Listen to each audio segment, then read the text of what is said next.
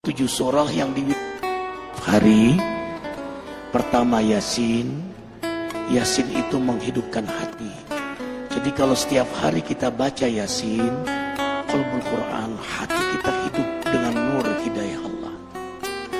Denyut jantung kita itu dijaga dalam hidayahnya. Kalau kita membaca surah Ar-Rahman setiap hari, maka Ar-Rahman satu-satunya dalam Quran dimulai dengan nama Allah Ar-Rahman, Maha Pengasih. Maka kita yang membacanya disayangi, dikasihi, dicintai, disukai oleh Allah. Kalau Allah sudah suka, sayang, cinta, kasih sama kita, maka para malaikat yang mulia pun mencintai kita. Kemudian para hamba-hamba Allah yang mulia, para nabinya, para walinya yang dicintai oleh Allah, mereka mencintai Allah, maka mereka pun akan mencintai kita. Kemudian yang keempat, hikmah Rahman, tumbuh sifat rahmat pada diri kita. Rahmat, kasih sayang. Sayang akhirnya kita sama keluarga kita. Seorang suami yang setiap hari baca Rahman, dia sayang pada istrinya, dia sayang pada anaknya, dia sayang kepada keluarganya, zuriatnya, sayang dia pada tetangganya, sayang dia pada umat manusia. Dia akan punya sifat rahmat, dermawan, rendah hati, tidak pernah merasa diri paling suci, tanpa kehilangan ketegasan dan keberanian pada dirinya. Itu rahasia Rahman di antaranya. Makanya setiap hari bacalah Ar-Rahman.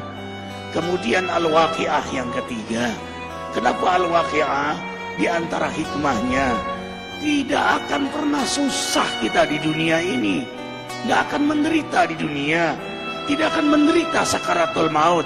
Tidak akan menderita di alam kubur. Apalagi di akhirat nanti. Baca surah Al-Waqi'ah. Coba baca terjemahan tafsirnya. Dahsyat sekali.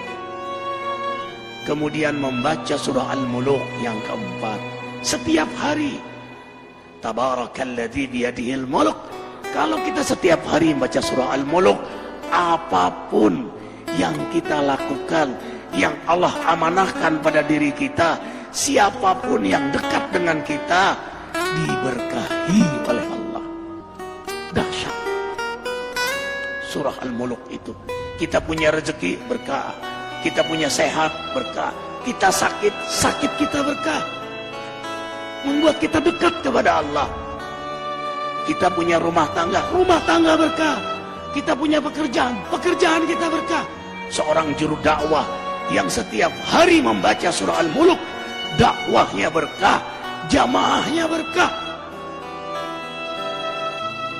Arifin ketika mengunjungi satu pesantren di Cianjur, apa kata Pak Kiai, kata ajengan itu, Ustadz Arifin, carilah sahabat, carilah guru yang setiap hari dia membaca surah Al-Muluk. Kenapa ajengan? Kau pun akan berkah karena bersahabat dengannya. Subhanallah. Allahu Akbar. Bayangkan kalau suami membaca surah Al-Muluk, istri membaca surah Al-Muluk, anak baca surah Al-Muluk. Hari ini kita ribuan membaca surah Al-Muluk. Gimana nggak berkah majelis ini? Gimana nggak berkah ikhwah semuanya? Kemudian membaca surah Al-Jin, tidak diganggu oleh jin. Mereka yang setiap hari mewiridkan surah jin dan dikenal oleh jin-jin muslim. Kemudian membaca surah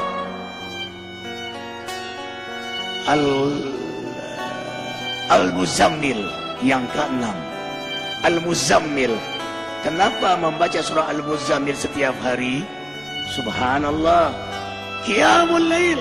Sejak turun surah Muzammil, Rasulullah SAW tidak pernah meninggalkan salat malam.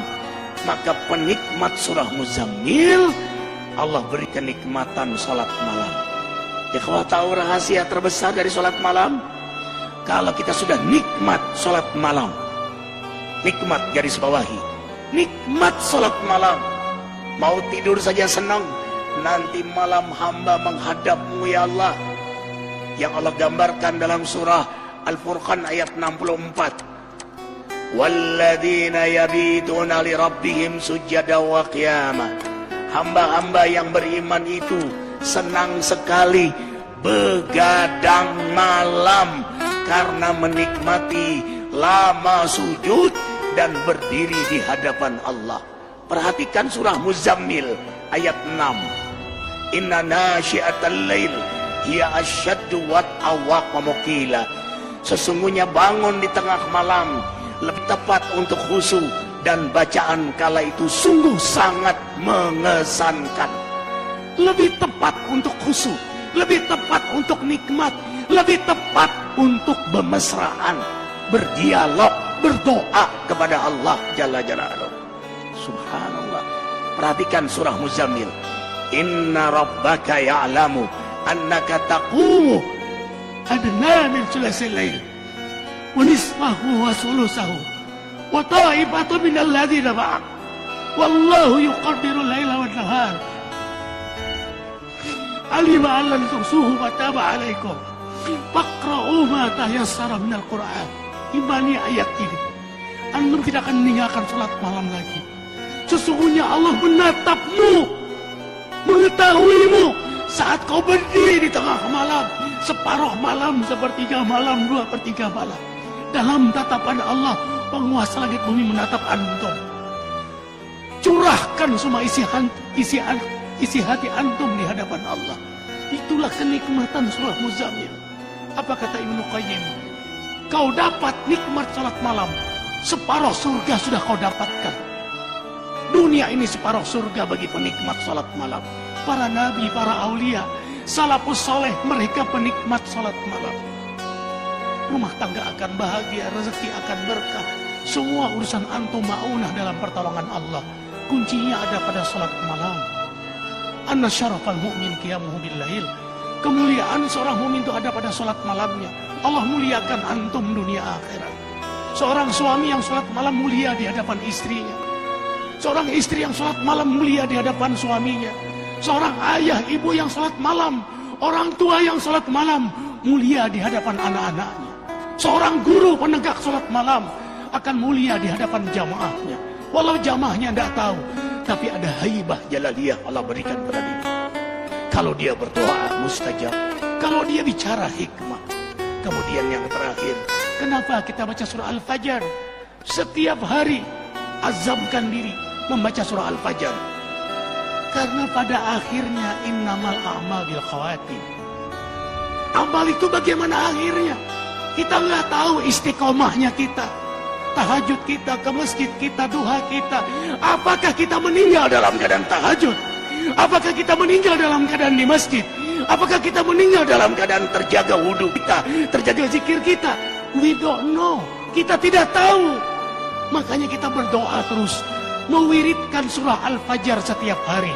Karena yang paling kita incar, inilah akhir dari perjalanan hidup yang paling kita rindukan.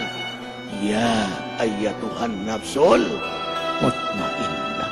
Allah panggil, hai jiwa yang mutmainnah. Mutmainnah itu jiwa yang mendekat kepada Allah, yang memang hobinya menghidupkan sunnah Nabi. Hikmah, hobinya mendekat kepada Allah, menghidupkan sunnah Nabi. Jadi dia lagi mendekat pada Allah.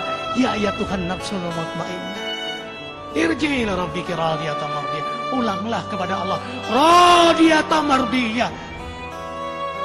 Yang kamu ridho, Allah juga ridho sama kamu. Yang Allah sayang sama kamu, kamu juga sayang sama kamu. Yang Allah rindu pada kamu, kamu juga rindu pada Allah. Bertemu kekasih dengan kekasih. Padkhuli fi ibadi, kau memang hambaku. Wadkhuli jannati. Makanya diulang sampai 3 kali. Antum sholat malam, baca surah Al-Fajr. Pada saat ya Tuhan nafsul mutmainnah, ulang 3 kali. Kalau bisa diposisikan ini rakaat yang ke-8. Rakaat yang ke-8 terakhir. Karena 3 witir. Yang terakhir kau ulanglah. Ya Tuhan nafsul mutmainnah. Minta di situ kepada Allah Jalla Jalaluhu. Karena pada akhirnya kita semua ditentukan adalah pada saat kita wafat. Insya Allah, dengarkan. Matan nasya'isuhum. Manusia meninggal sesuai dengan harapan dan kebiasaannya. Harapan kita husnul khotimah. Kebiasaan kita membaca surah Al-Fajr. Yakin posisi itu kita diwafatkan oleh Allah. 7 surah yang di hari